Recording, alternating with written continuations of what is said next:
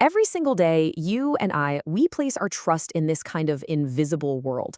Think about it. The bridge you drive over, the office building you walk into, even the clean water that comes out of your tap. All of it depends on an invisible framework. And I'm not talking about steel or concrete, but one made of professional trust. That's what we're going to explore today. The often unseen, but absolutely critical world of engineering ethics. So let's just jump right in. Every single engineering project, I don't care if it's big or small, it starts right here at this crossroads. One path, that leads to professionalism, to success. The other, well, that one goes straight down a road filled with legal trouble and huge liabilities. And this isn't just a clever image, it's the fundamental choice that engineers are making every single day, with consequences that, yeah, they affect all of us. Okay, so if you're the one standing at that crossroads, what's your guide? What's the map that tells you which way to go?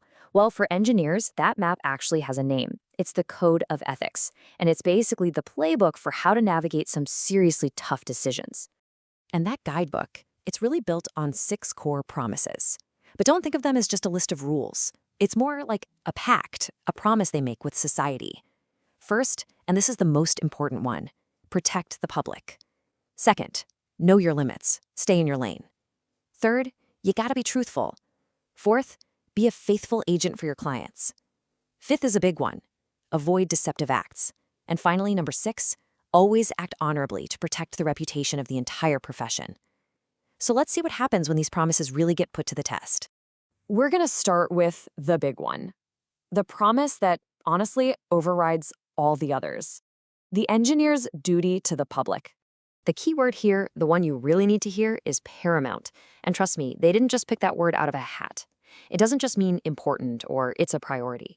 It means it comes before everything else, before your client's wishes, before your company's profits, even before your own career. The public's safety is totally non-negotiable, period. All right, let's put this into a real-world scenario. Picture an engineer. He's designing a new pulp mill, and it happens to be right near his hometown. So he knows the area like the back of his hand. His design? It's technically perfect. It checks every single box and follows every government regulation. So far, so good, right? Well, here's the twist. Legally, he's totally in the clear. But he knows the area. He knows the local wind patterns, and he knows deep down that the smell from this mill is going to make life miserable for thousands of people. So the law says it's okay, but his duty to the public welfare is just screaming no. So what's he supposed to do? Well, the ethical path here is pretty clear. He has to speak up. He needs to go to his bosses, lay out the problem, and point out that a few small, pretty low-cost changes right now could prevent a huge public relations nightmare down the road. And this is the real takeaway, right? Being ethical often means doing more than just what's legal. It means protecting people, even when the rules say you don't technically have to. All right, let's move on to the second promise. And this one's all about knowing your limits. It's about the very real danger of, well, incompetence. I mean, the rule itself is pretty straightforward, right? Only do the work you're actually qualified to do. Sounds like total common sense. But in a really competitive world, the pressure to, stretch the truth about your skills, it's immense. And that's exactly where the danger comes in. So let's look at a story of what happens when this goes wrong. We have an engineer, and she's marketing her skills, and she lands this huge project to design a specialized plant. The problem is, she kinda exaggerated her experience and her capabilities to get the job. And the result? It was a complete and total disaster for her client. The project was hit with massive delays. When they finally got the plant running, it couldn't even hit its minimum production targets. The whole investment was at risk. The ethical failure here is really twofold. First, yeah, she oversold her skills. But just as important, when she realized she was in over her head, she didn't ask for help. Pride and incompetence, they cost her client a fortune. Okay, but what about a case that's maybe a little less obvious? Imagine this. An engineer is trying to help out a friend who owns a steel shop. And as a favor, he starts signing off on these welding inspection reports, but sometimes he does it over the phone without ever actually going to the site to inspect the work. So he's not getting paid for this. It's just a favor for a buddy. Does that let him off the hook?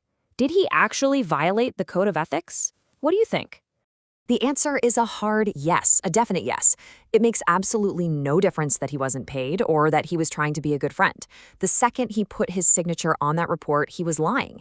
He was certifying that he had personally inspected work he had never, ever seen. And the key thing to remember here is that good intentions, they just don't excuse misrepresentation. Okay, so now we're getting into the really tricky stuff. What happens when two of these promises, two good, important rules, smack right into each other? This is where professional ethics gets truly, truly tested. Okay, so here's the setup. An engineering firm is analyzing land for a developer who wants to build condos. In their research, a biologist on the team finds something. The project could threaten a local bird species.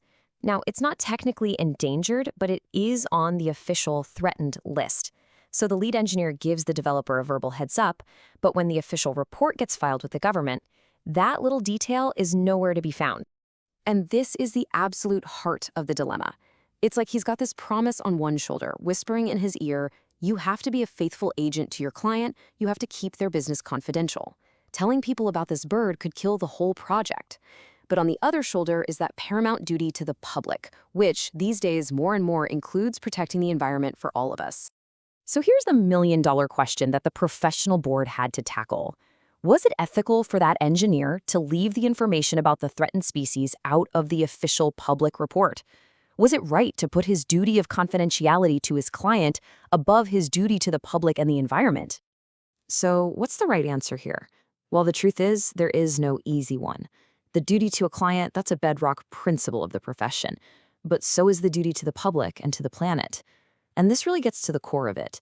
Being a true professional isn't about following a simple checklist. It's about having the judgment and the character, the guts to navigate these impossible gray areas. So let's pull all of this together. What does all of this really mean for us? What's the big picture? When you really step back and think about it, these codes are so much more than just rules for engineers. They're a social contract that affects every single one of us. They are that invisible framework of trust that lets you drive over a bridge without a second thought, or work on the 50th floor of a skyscraper, just confident that someone, somewhere, had your safety as their number one priority. Remember where we started, at that crossroads? And as we've seen, the path forward, it's not always easy to find. It can be complex. But that ethical code, those 6 promises we talked about, that's the map. That's the guide that helps navigate the tough terrain and ultimately make the right choice. Our entire modern world is built on this foundation of trust. Trust that professionals will make the right call even when nobody is looking. It really makes you think, doesn't it? Who have you trusted today?